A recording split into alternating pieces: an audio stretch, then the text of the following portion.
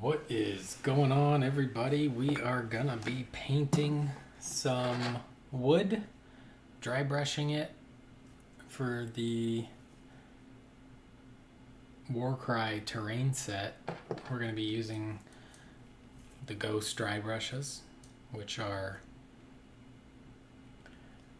being shipped out starting really soon. I'm trying to get some of them ready to ship, but it takes so much work. So I will have some shipped in June, but it's not like hundreds and hundreds will be shipped in June, but it's just the beginning of the shipping process.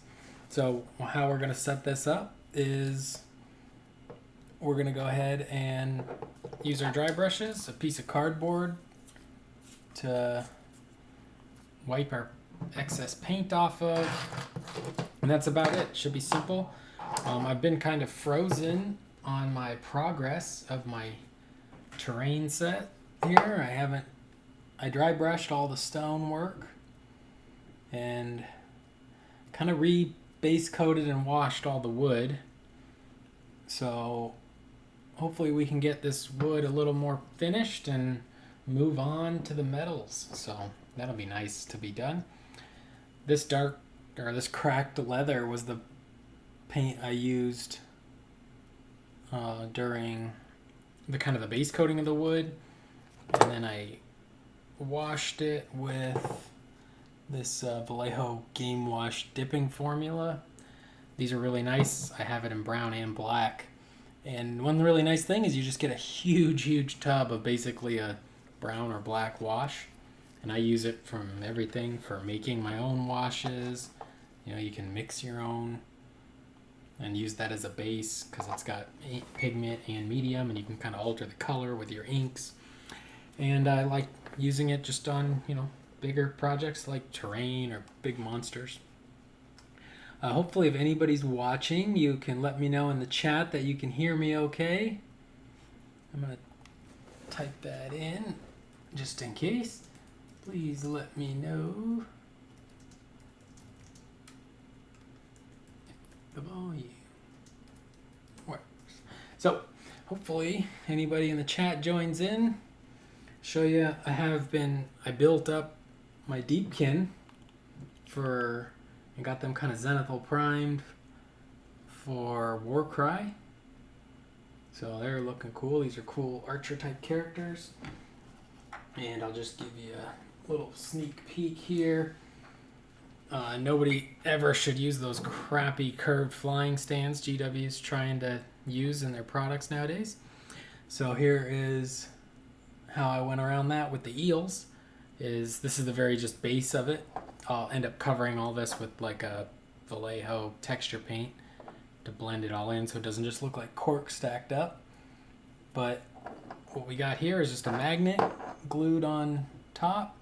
And I don't go too crazy. I just glued a magnet. I cut off the little nub that would have glued to the flight stand, and I just put a magnet right there. Nothing special, nothing crazy. I didn't, get a small one and make it flush. And that's it. There you go. You got an eel. He's going to look like he's flying over some kind of ocean rock or whatever. And it looks pretty good. So we'll probably be doing some of these guys painting and stuff on stream. I'm looking to get back into doing some streaming, so should be fun. So let's just get started. I'm just going to start with this Minotaur cracked leather. I've been putting this off because I just don't have the full direction of how I want to do it ready to go or anything, but kind of an excuse, I guess. I'm going to grab a paper towel here. Kind of an excuse, but this terrain set was taking a really long time, and I was kind of losing motivation. I had a lot of fun painting my Warcry warband, and I've been playing on Saturdays. I had some friends come over, and we've been gaming. And it's been basically, I don't know, I just was kind of froze up. I didn't like how the wood was looking. So I had to base coat and wash it all and do it all again.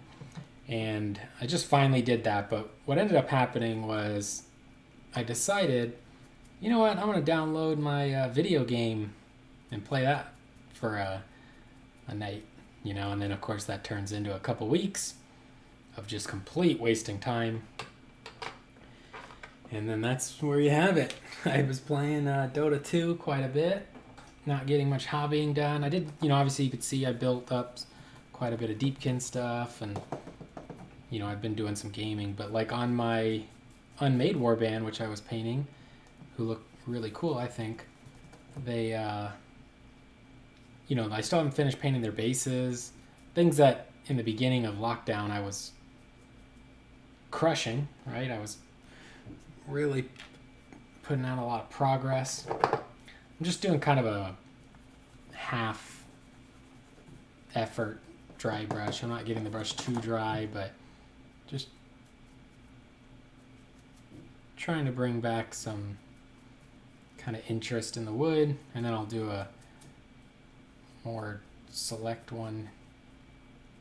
I do not want to do this like the stone again. I ended up doing that with like airbrush and dry brush, and I'm going to be very careful to not get this brown on there, hopefully, like you can see kind of on top from the wash. But so by that, I think I'll just even avoid dry brushing too close to it, and those spots will just be darker, because I don't want to do that again, because I don't want any more setbacks with my terrain here. Luckily, we've been playing quite a bit of Warcry on Saturdays, and my buddy has his terrain set painted up, so it hasn't been like we haven't got a chance to play or play with nice terrain. But, you know, that also maybe meant I didn't have to finish mine because I knew I had his to use or whatever. But the moral of the story is, don't play video games. They are very, very much a curse to productivity. At least they are for me. So Thursday, I deleted the video game, and I'm back. And for me, I didn't just stop playing it. You know, like, I can't just have it on my computer and play it on Sunday night, like as a break from my hobby. Because when I have it, it's very easy to play it for, you know, video games for hours. Because they're so mindless, so effortless. They're always ready to go. That, for me, it's better I just don't have it on the computer. So I went ahead and deleted it off the computer, and now we're moving on with our life. Hopefully, if anybody's checking this one out, I'll obviously be able to check the stream after, and if the volume didn't work, because I guess because my computer updated during the last 2 weeks or whatever, I haven't been too active on YouTube. I had to redo my settings, and I'm not an expert at this streaming stuff anyway, so I had to kind of relearn how to use this streaming software, and hopefully I set it up correct. When you have it, you know, you're using it, I was going almost daily, and when you're doing that, it's easy to remember everything you set up, and you have to set up each time because you're doing it daily. But when you take a couple week break and you're just not paying much attention to or you're paying no attention, right, to the streaming, but not much attention to filming anything in general. I didn't do very many YouTube videos. You know, you kind of forget how to use it. At least I do. Hopefully I didn't forget how to paint. But I'll tell you, after we do the wood, I think then we do the metal, then maybe the skulls and vines, and then it's done. But honestly, the wood had some cool stuff going on with it, and then once I put, like, some of it you could still see. Let's grab a piece that maybe you could still see. So, like, you know, this piece had quite a bit of variation in lighter woods in the middle, or maybe it was more worn. And you can kind of see maybe this beam is a little lighter. But really, once I used that game wash, maybe because I was using it pretty much straight from the tub, it was, I guess, maybe just a little bit too powerful, and it kind of feels like I had to start over again on the wood because kind of the previous variations and browns and stuff that I built up, which wasn't a bunch, but I did it with an airbrush and it kind of went away. So basically we're going to just redo it again, but we're going to do it with our nice beautiful dry brushes and just do it kind of fast and loose. So basically when I do the next layers of dry brush, you know, probably one more as like a highlight and then maybe one more of like a different tone to kind of pick out select areas. I think that could be a good way to add variation without too much effort. Another thing too is I could just selectively wash certain pieces of wood or areas. Oh yeah, see, look at right there. I got a lot of brown on the top of that rock, which I know for some people, like, terrain is low stress, you know, if however it comes out, it comes out. But for me, I still kind of have that mindset of like painting a model and I want to make it look good and fix mistakes and stuff. So I haven't found painting the terrain super into my, I guess, wheelhouse of what I enjoy the most. I think it looks pretty good though. You'll kind of see some of the pieces. I think the stone, kind of purple stone stuff is kind of cool. So that's been fun. But I don't know. There's a really cool kind of terrain set for Warcry where it's like these flat temple, like Stormcast Sigmar, like temples. And I've been tempted to buy it, but I don't think I would have the hobby energy to jump right in and get the mold lines cleaned and, you know, get it all ready to be played with anytime soon.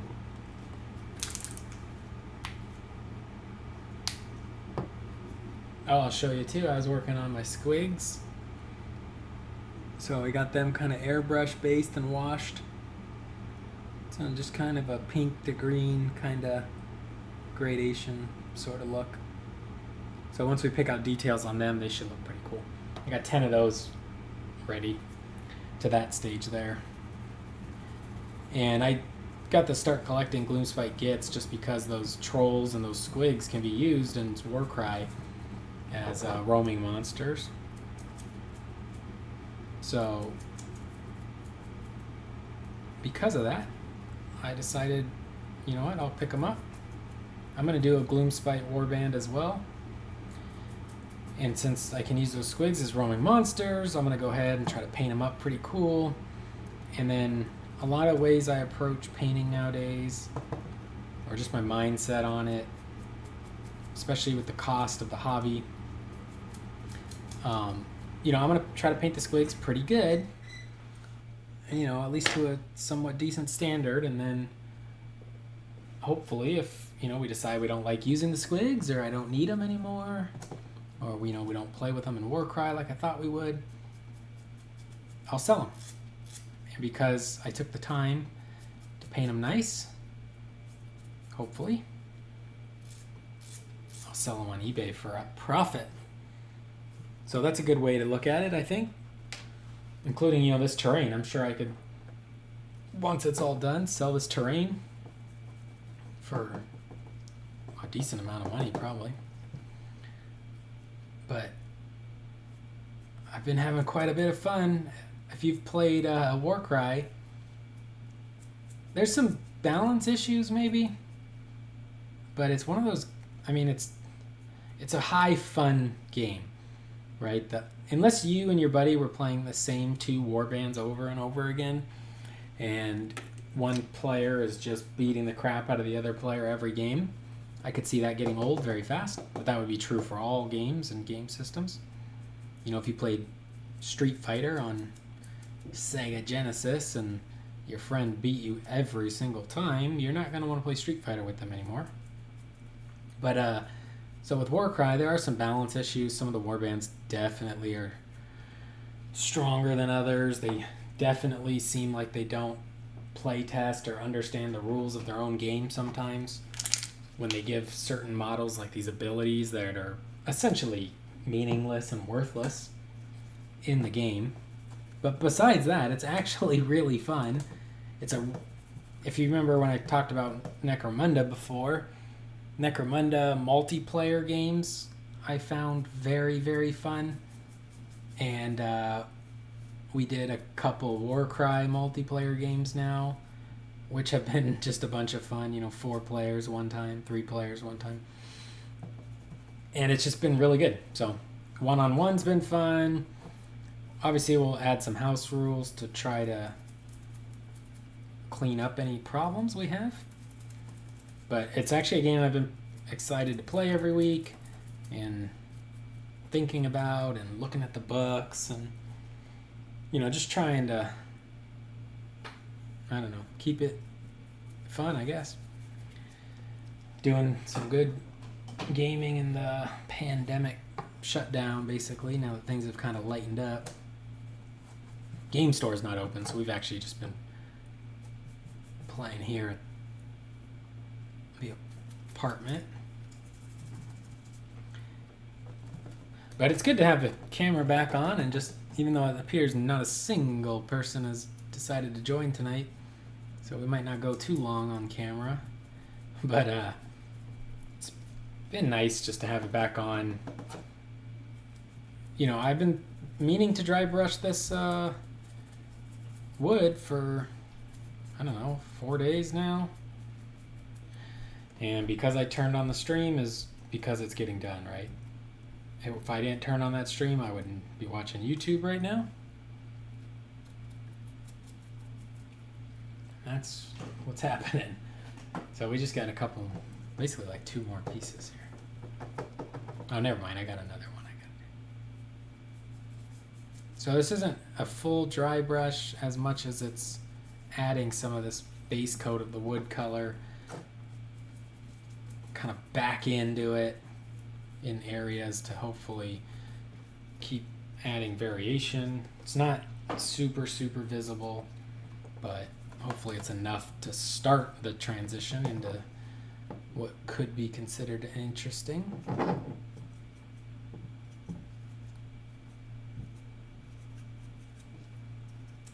Hopefully you guys have been getting some games in or some hobbying done. I know some places are getting a little more back to normal, even though once the places start going back to normal, they seem to get worse immediately. But, I think I'm kind of ready for it all to be back to normal. I did the social distancing and the stay at home. I'll still wear the mask to the Walmart or whatever for now. But honestly, I don't know if it's really all that important or anything anymore. The more information that kind of comes out around it seems almost like it's less and less of a, thing you can control or worry about, and more of if it happens, it happens. So you can kind of see here I'll re-dry brush it so it's kind of worn out in the middle, where hopefully maybe people, look like maybe we're models like would be walking or something, but nothing too crazy. Honestly, that brown wash had kind of a heavy staining kind of ink effect, like similar to like a GW Agrax Earthshade or something. So any kind of subtle variation got lost. So only the most intense variations stayed. Like you can see on this, the center, it was more intense than that is now, but you can still see it the tips of the kind of spears. Obviously those, because they're like, all the bark or whatever has been removed. I'll make them the lightest at the very end. It's kind of something to make it pop, hopefully. Here's a tip if you ever are dry brushing some stuff and you aren't sure if you're going to like the color. Obviously, I've been doing it now on all the pieces, so I'm going to stick with it. Or if you're not sure you have, maybe you have too much paint on your brush, you can start on the bottom. That way nobody's really ever even going to look on the bottom, but we're just painting it just so we know it's done, just in case. Also, I don't see myself selling the Warcry starter set terrain because I like the game so far. But, if you were ending up selling it, it'd be nice that the bottom, although it doesn't have to be treated as this, the same level of detail as the other parts, it makes the product, I guess you would be selling, look better for a potential buyer, like on the internet or eBay or whatever. There's a lot of skulls on this terrain. It's going to be, they're going to get the base coat, wash, that's it, probably, treatment. Maybe a dry brush, I don't know.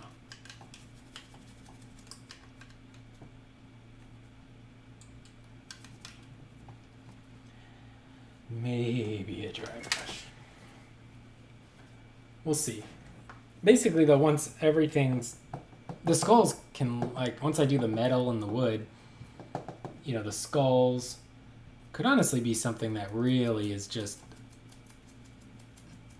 slowly done over time. There's no rush on having every little skull finished and painted, But once I get this metal and wood done, I can... glue it all together and know that I'm not going to be worried about details getting covered up with the overlapping. Like these pieces glue on top of the wall sections, and it just would have made it harder to dry brush and stuff. Trying to squeeze the brush underneath those overhanging style pieces.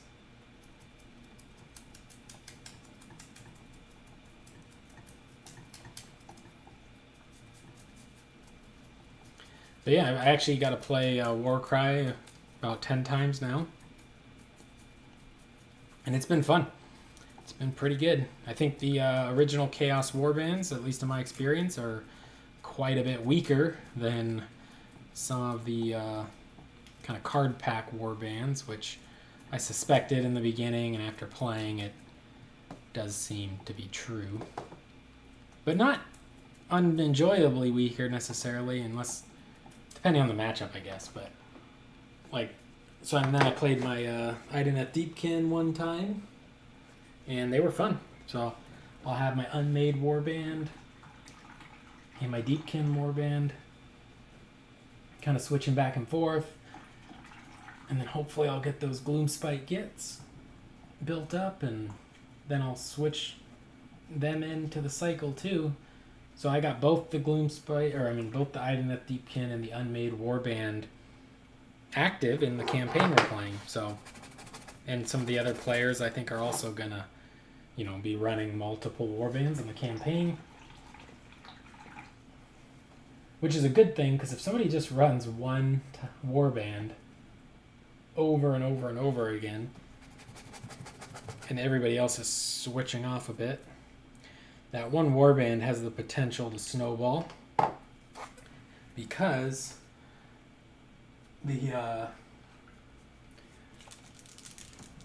just the way the game is, when you get 10 glory points, you can buy a territory, and then when you buy a territory, your Warband goes up 50 points, so now you got, instead of a 1,000-point Warband, you got a 1050 Warband.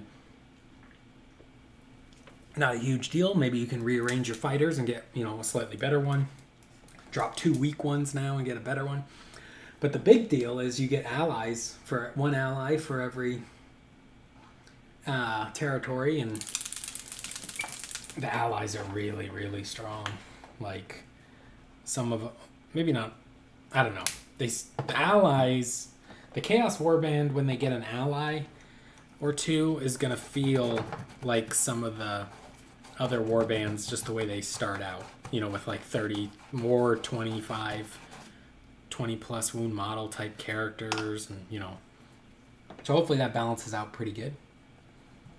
I'm excited to add my first, I might actually use so this is rotten wood from Minotaur. I'm gonna put it's not great for the view on the camera, but I think I'm actually gonna make sure my brush is a little more dry for this. This was the color I airbrushed in the center of these kind of worn out areas, so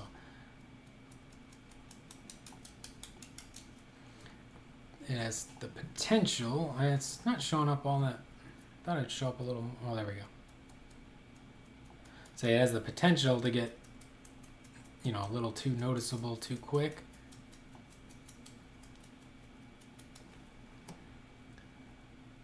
There we go. It's pretty good.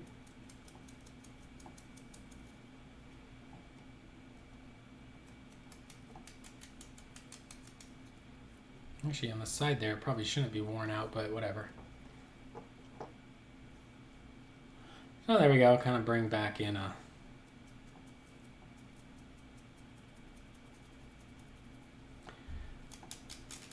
just a bit of interest to the wood, and I'm switching to the size 1 ghost dry brush here.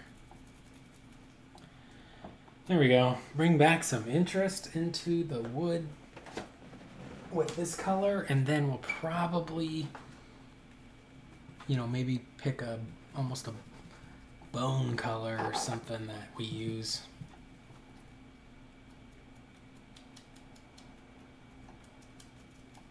For the spikes.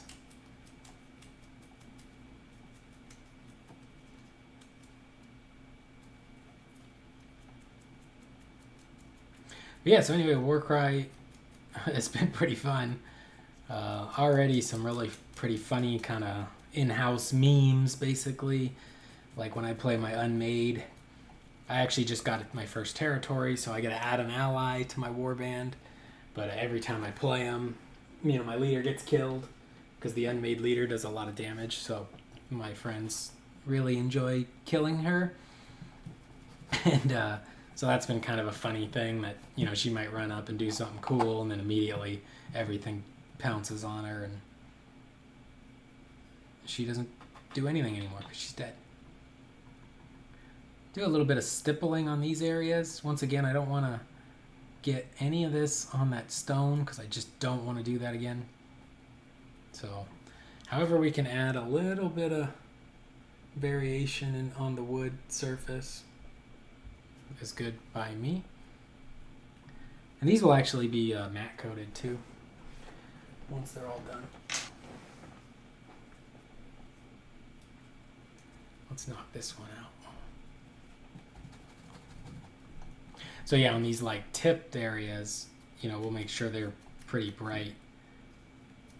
Not super bright, but we want them to have some level of interest.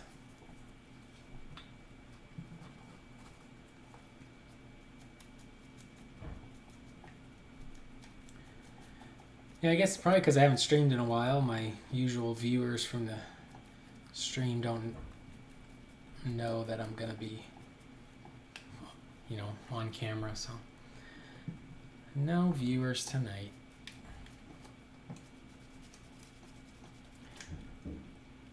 Try to kind of reestablish that kind of worn out kind of center area to this wood. And this all might even get one more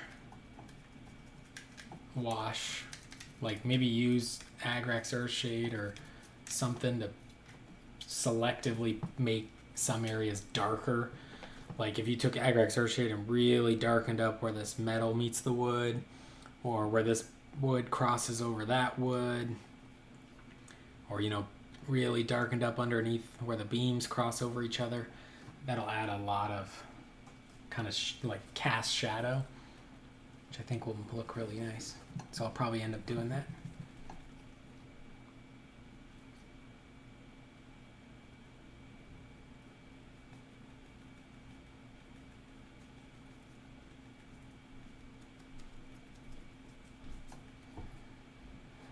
There we go. Just keeping it simple, adding some interest.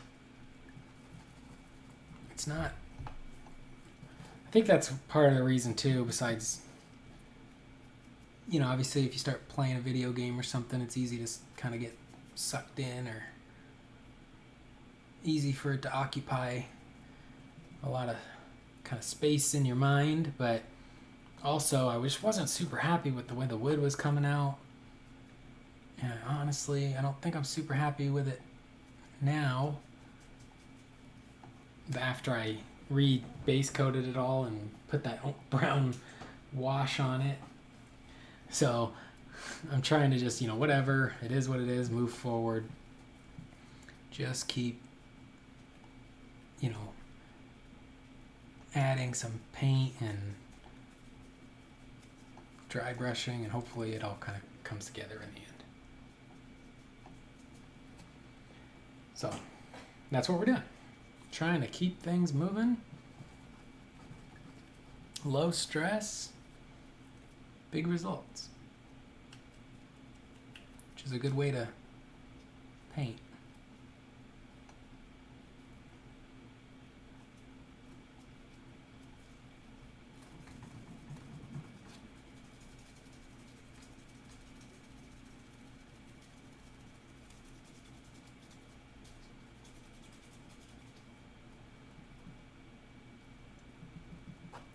When you want to add just that little bit of extra texture, you can stab your dry brush in and kind of stipple on if you want those kind of more opaque areas.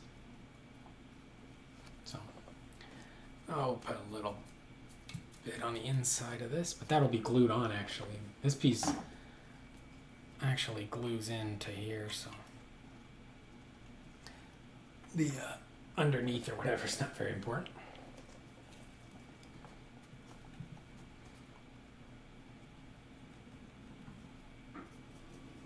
Oh, another thing too, also I did that really cool statue head of Sigmar, and I showed how to dry brush metal over the just black primer. And that came out really good, and then I could not get the stones on that base to match, so I literally just went ahead and airbrushed all that stonework, and then figured I'd go back over and clean up all the overspray. And I haven't done it yet, but obviously it's going to be I got to kind of redo the under half of that statue head I had already, finished basically, and weathered and stuff, and just things like that make you like, I'm gonna take a little break. So, but here we are.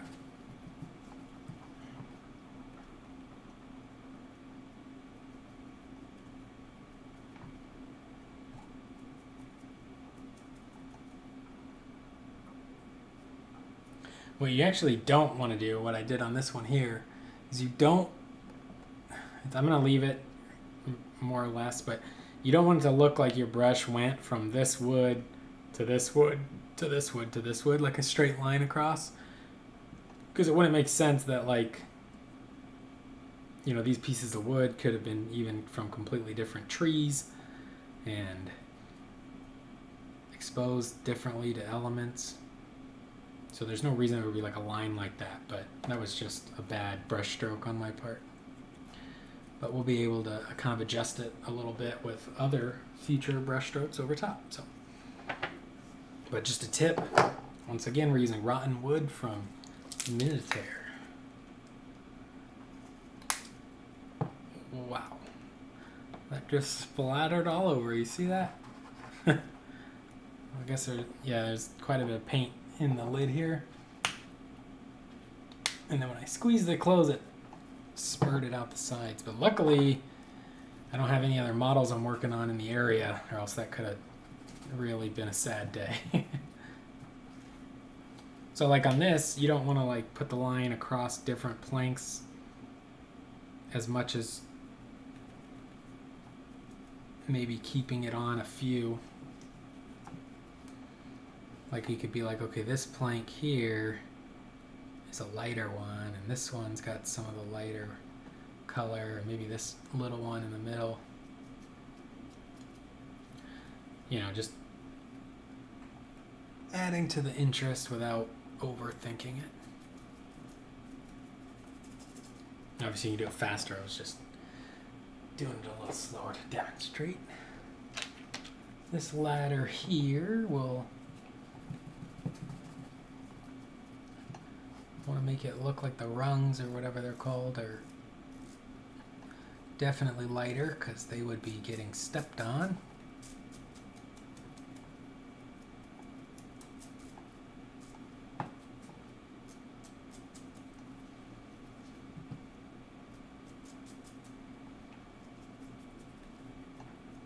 Cool.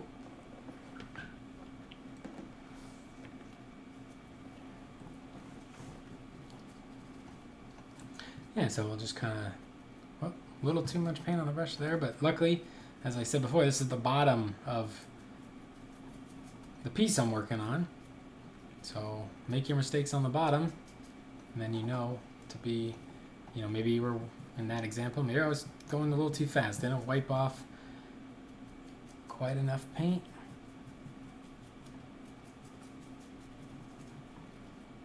Now I can correct for it on the part that matters, so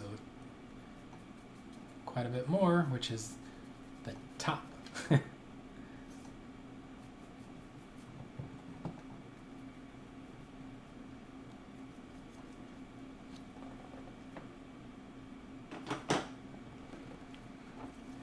And now we're back onto the spiky walls. So yeah, like on these spikes, I mean, I could put a lot of this paint on there and it would make them pretty bright. But I think I want to go almost even a little toothpick kind of brown, like bone brown. Maybe, well, maybe not too close to bone because there are skeletons and stuff tied to these spikes, so you want to make sure there's some separation, and they're both interesting, but the skeletons will obviously have, you know, maybe a sepia wash or something on them that'll help them pop a little bit. Oh, this feels wobbly.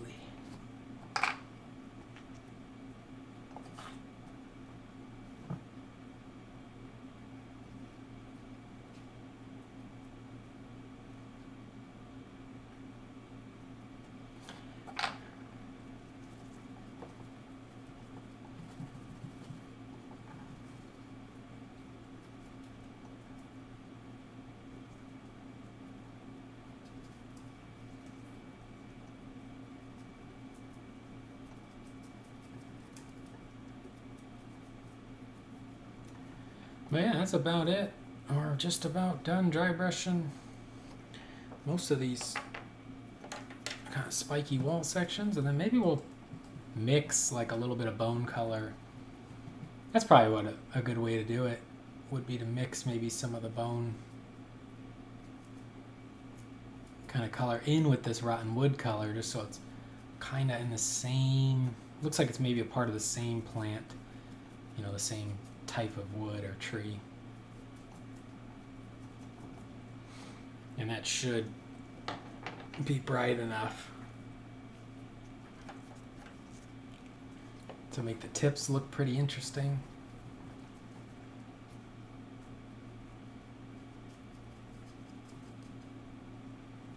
One thing when it comes to, like, let's say I'm going to wash the wood again with like Agrax Earthshade, or even some of the contrast, dark brown contrast paints, one of them would be really nice, like the Wildwood, to kind of put those cast shadows in. You kind of got to decide, do you want to do that now or after you paint the skeletons? Because it's going to look good underneath the skeletons as well. I guess you could just kind of wash and hit the skeletons with that wash now while they're not even painted, and then just kind of leave it in the recesses, which, you know, maybe that'll kind of pre-shaded almost, not pre-shade, I guess kind of pre-shade, but you know, kind of leave it in the recesses and let when you paint the bone and skeletons on, just avoid those recesses. Could do that. It's not a terrible idea.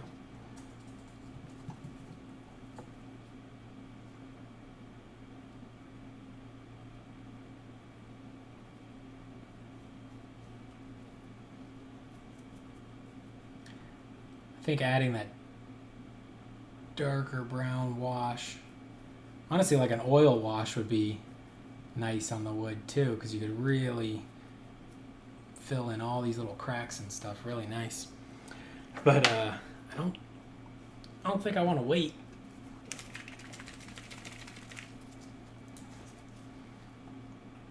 We'll mix some bone white for the oil wash on this terrain. Like I did that, we watched that on stream.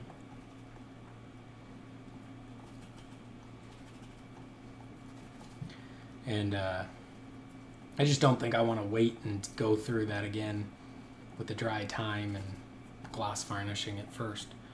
It's kind of feels like it should be about thinking about getting things done more than the maximum best painted terrain you ever saw in your life. Obviously that's not going to happen, and it's a pretty impossible goal.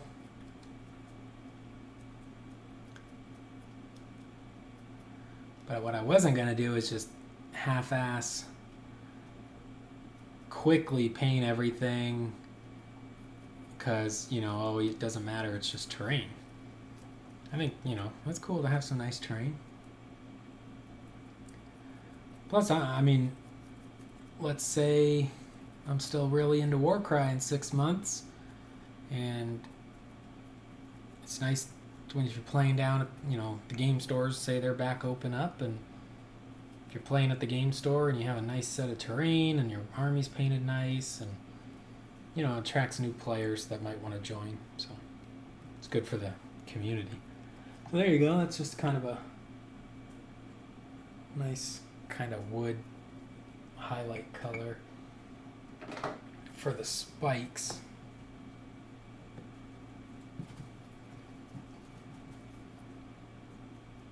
Ooh, a little heavy there. See, I messed up. I didn't start. Should have started on the bottom. That way, even if it is heavy, at least I get rid of some of the paint.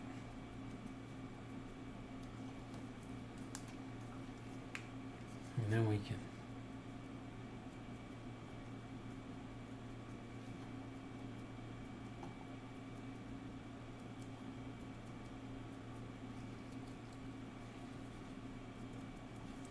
one thing too with like the video game that I was playing Dota 2.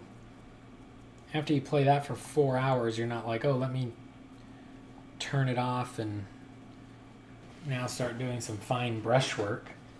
It's more like, you know, after you play that for 4 hours, the only thing you have energy for is like, oh, I'm gonna watch some TV.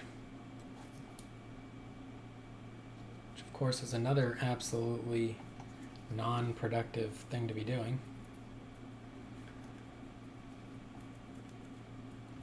And then even on top of that, I mean, my diet, definitely a bit less healthy or more unhealthy now when I'm playing video games, because when you go to the store, you're like, oh, I should buy some cookies because I want to snack on some cookies while I'm playing my video game tonight. Or some candy or whatever, you know. At least that's how I am. Maybe that's not true for everybody, but I doubt it. I think it is very true for most people that play.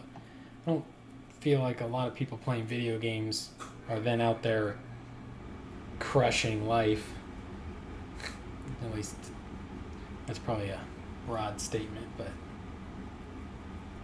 generally I think the video game lifestyle is not helpful to trying to follow your goals and dreams.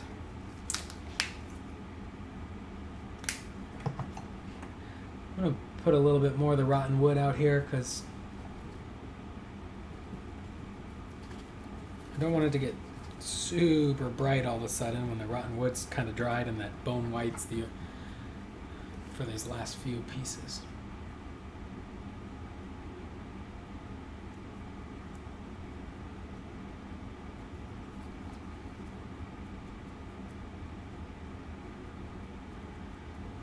Tell you, it's been exciting talking to myself for an hour or two.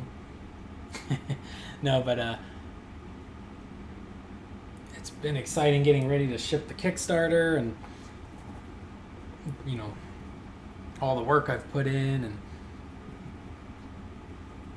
the orders are all showing up from the factories and the manufacturers and the people that help the project. And now it's the joy of, and so hard, like not so hard as the amount of work of like taping boxes and printing shipping labels and packing boxes and all of that. Might hire somebody to actually just come help me. But it's exciting to be at that stage, because that's when you know things are coming to completion, and then everybody will get to start making their own streams dry brushing like I'm doing right now. So that's kind of been my daytime, is exercising, and well, my daytime's working on my shipping stuff, and then try to do some exercising, and then hopefully back to the nighttime painting and streaming and stuff for all my hobbying needs. Because one thing, like, I got the unmade warband and they're painted up pretty nice. You guys saw me paint it. So it would, like, I haven't even finished basing them. I kind of lost, I wouldn't say I lost motivation, but I just don't know how. I guess that's lost motivation. I don't know. I haven't like decided on how I want the bases to look exactly, which means they're not finished being based, which means I can't. I mean, I could, but I don't want to take photos of them for Instagram yet, because I'll do that after I base them. So we're trying to get back into the mindset of the early days of the stay-at-home order, social distancing, of finishing the half-finished projects on my workspace. And the biggest, most intrusive one of all is the Warcry terrain. So obviously we need to get this done. And once it's done, then we work on the unmade bases and my Deepkin warband. I did a pretty good job on the pre-shading of the Deepkin on the Zenithal Prime and whatnot. I might actually try to one-coat paint it, basically, with glazes and contrast glazes and stuff. Which normally I do the pre-shading more as just kind of a map to, you know, how I want the finished product or project to look. But I might actually treat this one as like the pre-shading is the underpainting and just glaze color on top. If you do it that way, and then maybe hit it with a little bit of highlight, depending, you know, if you make the right color choices and stuff, it could look really, really good. Or it could look really, really good, but for low effort. But you only get kind of not one shot at it, but you know, once you glaze over that underpainting, if you don't like the result, then you can't just, I mean, you could shift it with another glaze. I don't know what I'm saying here. It's kind of like, know what colors you want to put on, because it's a much better process to try if you know your kind of colors you're going to use right off the bat. Because if you paint one Deepkin elf, and it's not the right skin tone you wanted, well, you either have to pre-shade and re-prime him, or repaint on the primer at least to get back to kind of the same starting point as the other elves. I don't know. Probably making it sound more dramatic than it really is. All right, there we go. That is all with wooden spikes done.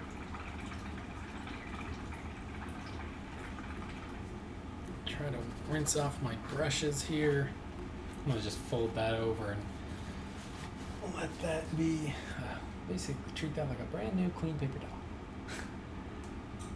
And I'll grab a napkin here. So I'm just gonna clean my brushes, and that's probably about it for tonight. Wasn't a very chatty crowd, but we had good therapy session here of me talking to myself about Warcry.